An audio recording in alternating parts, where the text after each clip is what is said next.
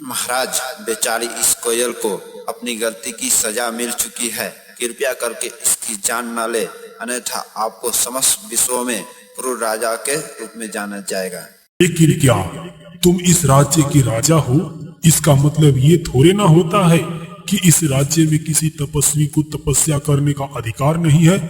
घमंडी राजा, मैं तुम्हें ये श्राप देता हूँ कि तू अभी के अभी बैल बन जाएगा।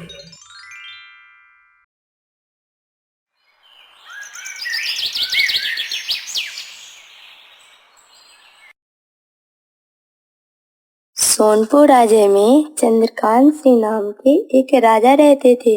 राजा चंद्रकांत बहुत ही अहंकारी थे, जबकि उनकी पत्नी रानी चंदा बहुत ही सुलझी हुई और समझदार थी। महारानी, आप अपने दास दासियों को इतना सर पर चढ़ा के क्यों रखती हैं? नौकरों को हमेशा अपने जूतों के नोक पर रखना चाहिए, वरना वो अपना औकात भूल जाते हैं। महाराज, नौकर भी तो इंसान ही होते हैं ना। क्या हुआ अगर मैंने उनसे दो बोल प्रेम के बोल दिए तो? ईश्वर भी तो दयालु लोगों को पसंद करता है। मैं तो भला इंसान हूँ। आपको समझाना मेरे बस की बात नहीं है। आपको जो अच्छा लगे कीजिए। मैं जा रहा हूँ शिकार पर, ठीक है? अपना ख्याल रखिएगा महाराज, और किसी निसहाय जानवर का शिकार मत करिएगा। राजा मंत्री जी के साथ जंगल की ओर घोड़े पर सवार होकर चले जाते हैं। महाराज, आज आपको शेर का शिकार करना चाहिए, क्योंकि आप सोनपुर राज्य के राजा हैं और शेर भी जंगल का राजा होता है। जब आप जंगल के राजा का शिकार कर लेंगे तो सभी राजा आपको ताकतवर समझेंगे।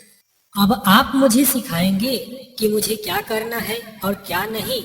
राजा मैं हूँ या आप? नहीं नहीं महाराज, मैं भला आपको क्या सिखाऊंगा? आप खुद ही इतने समझदार हैं। मैं तो बस यूं ही कह रहा था। मुझे क्षमा कर दीजिए महाराज। ठीक है, जाओ, मैं तुम्हें क्षमा किया।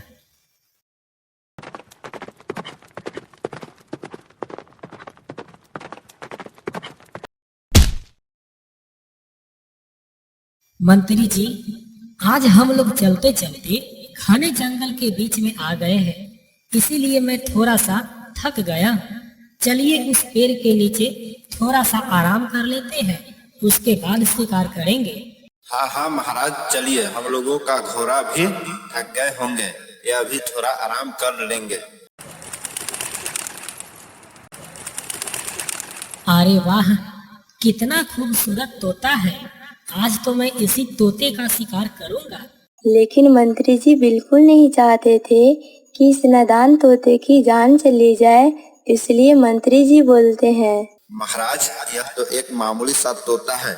इसका शिकार करने पर आपकी वीरता पर सवाल उठ सकता है। क्या आप ऐसा चाहेंगे कि आपकी वीरता पर कोई सवाल उठे? नहीं, तुम सही कह रहे हो। मेरे वीरता के बारे में कोई सवाल उठाए वो मुझे बर्दाश्त नहीं होगा।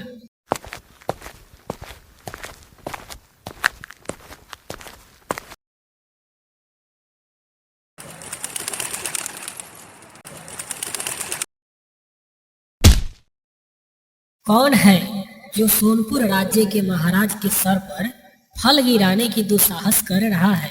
लग रहा है कि तुम्हें अपने जीवन से कोई मोह नहीं रहा। बेचारी कोयल महाराज की गुस्से भरी आवाज सुन करके डर जाती है और एक डाली के पीछे छुपने की कोशिश करती है। महाराज उस कोयल को छुपते हुए देख लेते हैं और अपने धनुष से एक बाण चलाते हैं, जो सीधे कोयल के पंख पर जाकर लगता है और कोयल का पंख कट जाता है। बेचारी कोयल उस पेड़ से नीचे गिर जाती है। जमीन पर पड़े हुए कोयल के ऊपर महाराज एक और बाण चलाने जाते हैं। तभी मंत्री जी बोलते हैं, महाराज, बेचारी इस कोयल को अपनी गलती की सजा मिल चुकी है। कृपया करके इसकी जान न ले, अन्यथा आपको समस्त विश्व में क्रूर राजा के रूप में जाना जाएगा। ठीक है, आपके निवेदन पर मैं इसकी जान बख्श दे रहा हूँ। चलिए राजमहल चलते हैं। इस कोयल की वजह से आज मेरा पूरा दिन खराब हो गया।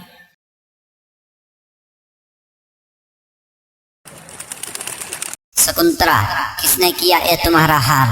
मुझे सिर्फ एक बार उसका नाम बतलाओ, मैं उस इंसान को जीवित नहीं छोड़ूंगा। नहीं नहीं, जाने दीजिए, मुझे अब किसी से बदला नहीं लेना है। यह मेरे ही कर्मों का फल है। मेरे तो पंख कट गए हैं। अगर आपको कुछ हो गया तो हमारे बच्चों का क्या होगा? लेकिन शकुंतला, जब तक मैं उस इंसान को कम से कम सबक नहीं सिखा दूंगा तब तक मेरे मन को शांति नहीं मिलेगा। इसलिए मुझे उस इंसान के बारे में बताओ, कौन था वो इंसान जिसने तुम्हारा यह हाल किया? अब क्या बताऊं मैं? आज हमारे राजे के महाराज हमारे वन में शिकार करने के लिए आए हुए थे। शायद वह थक गए थे, इसलिए इस पेड़ के नीचे बैठकर आराम कर रहे थे। मुझे भूख लगी थी, इसलिए मैं इस पेड़ के ऊपर फल खाने के लिए गई। मैंने महाराज को देखा नहीं। जैसे ही फल पर चोंच मारा, वह फल सीधे महाराज के सर पर जा गिरा। महाराज गुस्से में आकर के मेरे पंख काट दिए। वो तो मंत्री जी के निवेदन पर मेरी जान बख्श दिए, वरना आज मैं जीवित भी नहीं होती। शकुंतला, यह राजा दिन पर दिन बहुत ज्यादा क्रूर होते जा रहा है। इसने बहुत सारे जंगल के जानवरों का जान लिया है। अगर इसे जीवित छोड़ दिया गया तो यह जंगल के सारे जानवर को शिकार करके मार डालेगा। लेकिन अब मैं ऐसा बिल्कुल नहीं होने दूंगा। कल आखिरी बार वो राजा इस जंगल में शिकार के लिए आएगा। लेकिन आप तो एक मामूली सा पक्षी हो और वह धनुष बाण से सुजित इस राजे के राजा है। कैसे सामना करोगे आप उसका? मामूली सा पक्षी हूँ तो क्या हुआ? तुमने शायद वो कहानी नहीं सुना जिसमें बताया गया है कि एक चींटी भी हाथी को मारने की क्षमता रखती है। कल जब वो राजा इस वन में आएगा शिकार करने के लिए, तो मैं उसे अपने जाल में फंसा करके पहाड़ी के सबसे ऊंची वाली चोटी पर लेके जाऊंगा। वहाँ पर एक जहरीली मधुमक्खियों का छाता है। मैं उस छाते को नुकसान पहुँचाऊंगा, जिससे वो जहरीले मधुमक्खियाँ मेरे पीछे दौड़ेगी मुझे काटने के लिए, और मैं जाकर के उस राजा के पीछे छुप जाऊंगा, जिससे मुझे छोड़ करके उस राजा को काट लेगी वह जहरीले मधुमक्खियाँ, और राजा वहीं पर मर जाएगा। मंत्री और राजा अगले दिन फिर से आते हैं वन में शिकार करने के लिए। कोयल का पति भी उन्हीं दोनों का इंतजार कर रहा था। जैसे ही कोयल का पति का नजर पड़ता है उन दोनों पर, वह मंत्री जी का टोपी लेकर के उड़ जाता है। अरे अरे, टोपी लेकर के कहाँ भाग रहे हो तुम? मैंने तुम्हारा क्या बिगाड़ा है कि तुम मेरे टोपी लेकर के भाग रहे हो? जल्दी मेरा टोपी वापस करो। क्या मंत्री जी बच्चों की तरह उस पक्षी से निवेदन कर रहे हैं? ऐसे पक्षी को तो हमारे राज्य में जीवित रहने का कोई अधिकार नहीं है, जो इंसानों को इतना परेशान करता हो। आप यहीं रुकिए, मैं अभी उस पक्षी से आपकी टोपी लेकर के आता हूँ।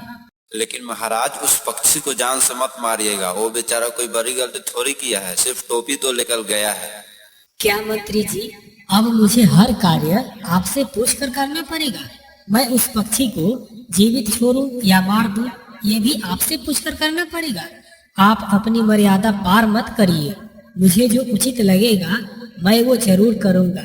आप यहीं इंतजार करिए, मैं टोपी लेकर आता हूँ। महाराज उस पक्षी को खोजते खोजते पहाड़ी के सबसे ऊंची वाली चोटी पर पहुंच जाते हैं। आखिरकार वहां पर वह पक्षी मंत्री जी की टोपी लिए हुए एक डाली पर दिखाई देता है। उसके बगल वाले पेड़ पर एक बहुत बड़े मधुमक्खी का छत्ता लगा हुआ था, और वह जिस पेड़ के ऊपर पक्षी बैठा हुआ था, उस पेड़ के नीचे एक साधु महाराज तपस्या कर रहे थे। राजा को देख करके वह पक्षी अपने चोंच से टोपी यह सोच के छोड़ देता है कि अब मधुमक्खी के छत्ता को नुकसान पहुंचाना चाहिए। लेकिन वह टोपी सीधे जाकर के साधु महाराज के सर पर गिरता है और साधु की तपस्या भंग हो जाती है। कौन है वो मूर्ख इंसान जिसने मेरी तपस्या भंग की है? देखिए महात्मन, इसमें हमारी कोई गलती नहीं है। हमें आपकी तपस्या भंग करने की कोई इरादा नहीं थी। लेकिन क्या तुम इस राज्य के राजा हो? इसका मतलब ये थोड़े ना होता है कि इस राज्य में किसी तपस्वी को तपस्या करने का अधिकार नहीं है। घमंडी राजा, मैं तुम्हें ये श्राप देता हूँ कि तू अभी के अभी बैल बन जाएगा। राजा अपने आप को बैल के रूप में पाकर के बहुत दुखी होता है और वहां से जंगल में चला जाता है। इधर मंत्री जी को इंतजार करते करते काफी समय हो जाता है, इसलिए मंत्री जी राजा को खोजते खोजते उसी साधु के पास पहुंचते हैं। प्रणाम साधु महाराज, क्या आपने यहाँ पर कोई राजा को आते हुए देखा है? मैं और मेरे महाराज इस जंगल में शिकार करने के लिए आए थे, तभी मेरा टोपी एक पक्षी लेकर के भाग जाता है और उस पक्षी का पीछा करते करते महाराज जंगल के इसी दिशा में आए थे। क्या आपने उन्हें देखा है? राजा, क्या तुम उसी घमंडी राजा की तलाश कर रहे हो जिसने मेरी तपस्या को भंग किया? तुम्हें पता है, आज ही रात्रि को मेरा तपस्या पूर्ण होने वाला था। उसी घमंडी राजा की वजह से मेरा तपस्या भंग हो गया। इस वजह से मैं गुस्से में आकर के उसे ये श्राप दे दिया कि वह बैल बन जाएगा, और वह बैल बन गया और यहाँ से पता नहीं कहाँ चला गया। साधु के मुंह से ऐसी बातें सुन करके मंत्री जी हैरान हो जाते हैं और बिना कुछ बोले वहां से महल की ओर चल देते हैं। महल पहुंचने के बाद महारानी से मिल करके सारी बात बताते हैं। महारानी अपने रथ पर बैठ करके तुरंत उस साधु महाराज के पास वापस आती है और बोलती है, ये साधु महाराज, मैं आपके चरण में सादर प्रणाम करती हूँ। मैं सोनपुर राज्य के राजा चंद्रकांत सिंह की पत्नी चंदा हूँ।